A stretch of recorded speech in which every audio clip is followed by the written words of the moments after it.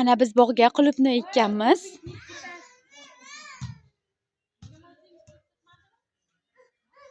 Qulupnaylar endi gulladi.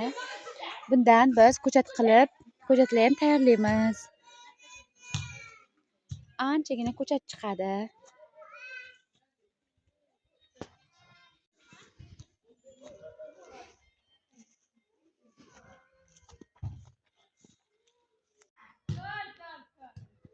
Mana bu behilar mana meva soldi. Sekin-sekin katta bo'ladi. Bu esa nok. Kechroq kuzda pishadi. Mevasi rosa ham shirin, yumshoqqina nok bo'ladi. Buni biz ekkanimizga 2-3 yillar bo'lib qoldi. Mana shunaqa bo'lib mevaga kirdi.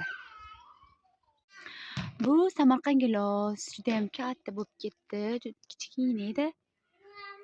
Mevaga kirdi. Buni ekkanimizga 3-4 yil bo'ldi.